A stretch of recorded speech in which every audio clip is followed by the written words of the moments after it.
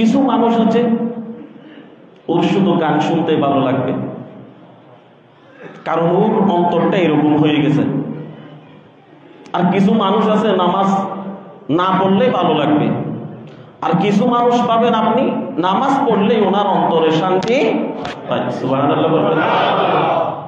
যেই যে রকম ঠিক সেই ব্যক্তি সেই রকমই বুঝে নেন। কারণ আপনি যদি একজন মানুষকে যদি আপনি বুঝতে চান, তাহলে উনি যতটুকু লেভেলের, উনি যেই সিস্টেমের লেখাপড়া করেছে, আপনি সায়েন্স নিয়ে লেখাপড়া করেছেন, আপনি এমবিবিএস ডাক্তার হয়েছেন, আপনি ইঞ্জিনিয়ার লাইনে লেখাপড়া করেছেন, আপনি ইঞ্জিনিয়ার হয়েছেন, আপনি হাফেজের লাইনে লেখাপড়া করেছেন, আপনি হাফেজ কোরআন হয়েছেন, আপনি আলেমের লাইনে লেখাপড়া করেছেন, আপনি আলেম হয়েছেন, আপনি গাড়ির ড্রাইভারিংকে আপনি শিখেছেন, আমি কি গাড়ির ড্রাইভারের ভুল ধরতে পারবো? তাহলে আপনাকেও ততটুকু লেখাপড়া অর্জন করতে হবে একজন মানুষের ভুল ধরার জন্য। ঠিক বলেছি নাকি বেঠিক বলেছি?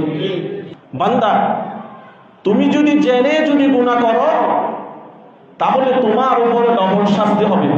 কি শাস্তি হবে? ডবল শাস্তি হবে। আর যদি শয়তানের ধোঁকায় পড়ে আপনি গুনাহ করেছেন, আল্লাহ বলেন বান্দা তওবা মানে ফিরে আসা। বান্দা তুমি আমার দরবারে তওবা করেছো, যেই তওবা যদি আল্লাহর দরবারে যদি কবুল হয়ে যায়, আমি আল্লাহ সুবহানাহু ওয়া তাআলা তোমাদের সমস্ত জিন্দেগীর গুনাহগুলো ক্ষমা করে দিব। সুবহানাল্লাহ। ওয়া ইয়াফু আনিস সাইয়্যাত ওয়া ইয়ালামু মা তাফআলুন। আল্লাহ বলেন বান্দা যা কিছু করে না কেন, আমি সব কিছু দেখতেছি, সব কিছু জানি, সব কিছু লিপিবদ্ধ করে রাখতেছি। যেই দুনিয়ার জমিনের মানুষের কাছ থেকে তুমি গোপনীয়ভাবে যা কিছু করো না কেন, কিন্তু আমি আল্লাহ সুবহানাহু ওয়া তাআলা ধরি না, ধরলে কিন্তু আমি আল্লাহ ছাড়ি না। সুবহানাল্লাহ বলবেন। কিন্তু আল্লাহ ধরা থেকে কেউ বাঁচতে পারবে না। এবার এরপরের আয়াতের মধ্যে আল্লাহ বলেন ওয়ায়াস্তাজিবুল্লাযীনা আমানু ওয়া আমিলুস সালিহাত।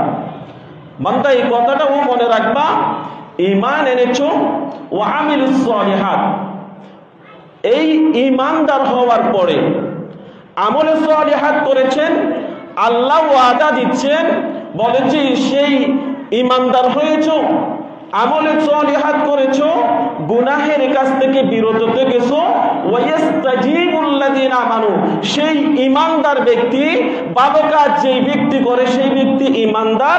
ঈমানদার ব্যক্তি যখন জমিন থেকে আল্লাহকে ডাক দেয়, আল্লাহ বলেন আমি আল্লাহ সেই ডাকে সাড়া দেওয়াটা আমার ওয়াজিব হয়ে যায়। উচ্চ আওয়াজ দিয়ে বলেন সুবহানাল্লাহ। তাহলে ঈমানদার ব্যক্তির কথা কে শুনবে? আল্লাহ শুনবে। ওয়াল্লাহি, আল্লাহর কসম করে বলি, আপনি যদি একবার ডেকেছেন, দুইবার ডেকেছেন, তিনবার ডেকেছেন, চারবার ডেকেছেন, পাঁচবার ডেকেছেন, একদিন যদি আপনার দোয়া যদি আল্লাহর দরবারে কবুল হয়ে যায়, আপনি অবশ্যই কামিয়াবি। উচ্চ আওয়াজ দিয়ে বলেন সুবহানাল্লাহ। ওয়ায়াস্তাজিবুল্লাযীনা আমানু ওয়া আমিলুস সালিহাত ওয়া ইয়াজিদুহুম মিন ফাদলি।